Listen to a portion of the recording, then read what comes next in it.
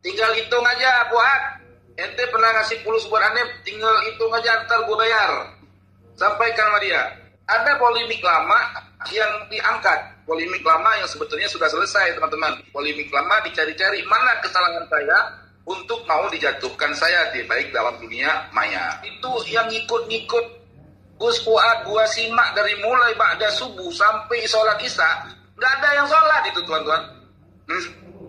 Baca Quran aja nggak ada yang... Katanya pengikut orang benar itu baca Quran aja nggak ada yang bisa. Tuh, coba buktiin dah, buktiin. Gue pengen tahu. Termasuk yang bikin YouTuber itu gayanya doang sebatul itu. Jangan colek saya, ya. Jadi kalau kau nyolek saya berarti cari masalah sama saya, ya. Gitu. Jadi nyolek saya ingatkan.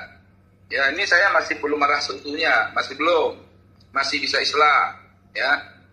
Jadi kalau kita berjuang harus hargai teman-teman perbedaan dalam suatu masalah itu pasti dari zaman Nabi ada perbedaan kakang Fuad, ada yang lain, nggak bisa Anda memaksakan saya harus sesuai dengan otak sampean, nggak bisa, nggak mampu menjatuhkan hujah saya, ujung-ujungnya puri dan mereka itu bilang timnya Kiai Imad, gitu. Dan saya dibikin judul Said Qori atau Teguh Qori dikeluarkan dari timnya Kiai Imad. Nanti saya akan tanya sama Kiai Imad, benar apa enggak? Kalau benar saya terus terang aja, ini enggak ada urusan tim. Wong Kiai Imad ngomong sendiri, saya ngomong sendiri di media tentang masalah nasab. Kebetulan cocok satu pendapat, yaitu kita bahas. Dan kebetulan kita disatukan sama Allah untuk dalam satu wadah. Gitu loh. Nah saya, Tahadus bin Nikmat, bergabung dengan wadah Laskar Sabilillah yang darinya NKRI, Laskar NKRI. Nah di Laskar NKRI saya keluar, ya Gus Fuad keluar, bikin Laskar sendiri, namanya Laskar Nusantara kalau nggak salah. Itu. Nah Laskar Nusantara itu tidak pandang agama, mau Kristen, mau Hindu, mau Buddha, masuklah di Laskar itu. Bagi saya la ikrah fiddin, tidak ada masalah. Tapi kalau Laskar Sabilillah misinya lain dengan misi itu. Jadi jangan Kiai Fuad pingin menguasai seluruh laskar di Indonesia supaya tunduk patuh sama perintah dia, gitu. Seperti itu teman-teman. Banyak yang clash sebetulnya kalau kita membongkar, ya. Ya waktu rapat di Demak, dibilang dia nggak hadir, katanya apa itu kesultanan sultan apa itu palsu lah, macam-macam lah. Ini teman-teman Bani Alawi, ya, semua saya informasikan kepada kalian semua. Tantang aja tes DNA, tapi jangan Bani Ba'alawi yang tes DNA. Semua yang ngaku-ngaku juriyatnya Sunan Ampel, Sunan Derajat, semua ajak tes DNA, ya, ajak tes DNA itu semua. Saya ajak tes DNA biar ketahuan semua, gitu loh. Nanti ujung-ujungnya pada kuat nggak sama tes DNA, ya? Ya sekarang orang itu menyatakan untuk agar Ba'alawi tes DNA.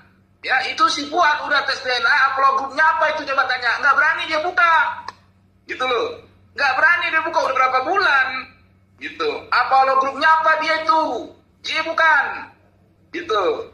Jadi nuntut orang tetapi diri sendiri sebenarnya kemana jalur upload grupnya.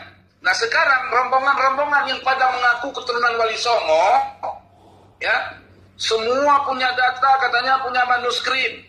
Minta supaya mereka semua mau tes DNA. Coba dah. Coba. Ingin tahu saya.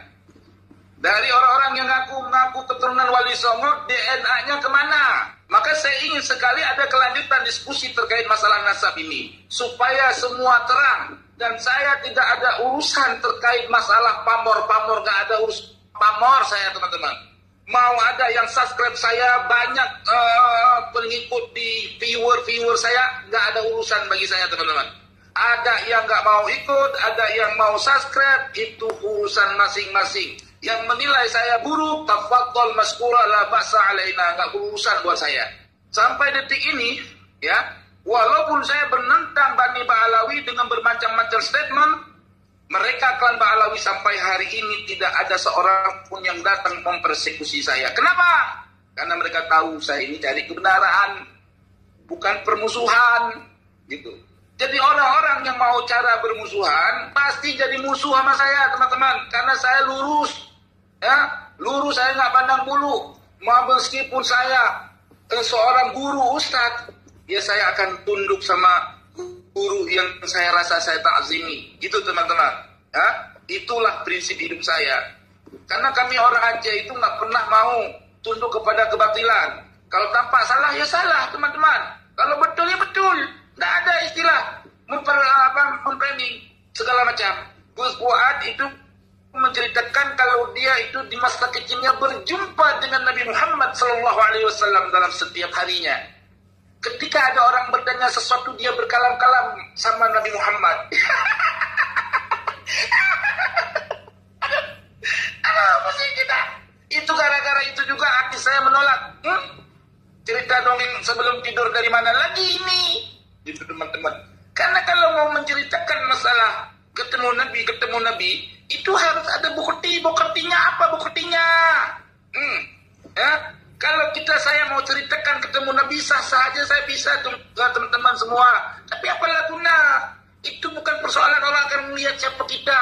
Kalau yang ceritakan kalau Syekh Hasyim Asy'ari yang berjumpa dengan Rasulullah, orang bisa mudah untuk percaya. Kenapa orang saleh kok? Orang muttaqin. Ya teman-teman.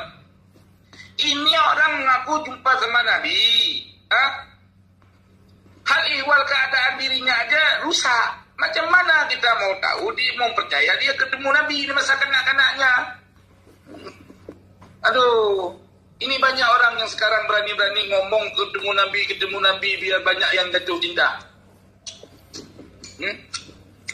Jadi teman-teman, ada beberapa persoalan yang ingin saya sampaikan kepada teman-teman agar teman-teman mengerti. Pertama, bahwa apapun yang terjadi terhadap fitnah buat saya tetap dalam barisan Kiai Imad untuk mendukung tesis Kiai Imad supaya mana sahih, mana yang tidak sahih, mana yang rajih dengan mana yang marjuh. Kiai Imad lurus, tapi keadaan ini dimanfaati oleh mereka-mereka yang ingin dapat fulus di balik ini. Ya, hati-hati teman-teman. Ya, kalau kata ulama dalam kitab Ta'limut Ta'lim, cari guru yang benar-benar ahli ilmu. Kalau dia nggak pernah baca kitab, ngajarin kitab, jangan dipercaya dia orang alim, teman-teman. Ya, apalagi omongnya tidak jelas, teman-teman. Sekali dalam sehari 10.000 perubahan. Apa yang kita mau dengar? Teman-temanku yang dirahmati oleh Allah dimanapun antum berada. Ya, nah saya tadi sudah mengcounter jawaban di balik fitnahan yang diungkapkan atau yang disebarkan oleh YouTuber yang nama YouTube-nya AWK Channel. Dan dia ini bukan YouTuber merdeka, tetapi YouTuber di bawah pesan sponsor. Ya, dia itu anak buahnya Gus Fuad Pleret. Ya, dia dapat gaji teman-teman. Ya, berapa tadi gajinya? Ya, doakan teman-teman biar saya dapat rezeki bisa ngajak orang itu tobat untuk bisa saya gaji. Karena dia kalau banyak dapat gaji, ke situ dia turun teman-teman. Yang mana yang ngasih duit banyakan, pasti orang itu keluar dari yang duit sedikit. Mesti cari yang duit yang banyak. Doakan teman-teman biar saya jadi orang kaya teman-teman. Nanti orang-orang kayak gitu akan saya gaji teman-teman. Kalau yang dulu dia cuma digaji 4 juta sebulan, teman saya gaji 10 juta sebulan. Kalau saya jadi orang kaya, tapi bukan nazar, baru cita-cita teman-teman. Wah,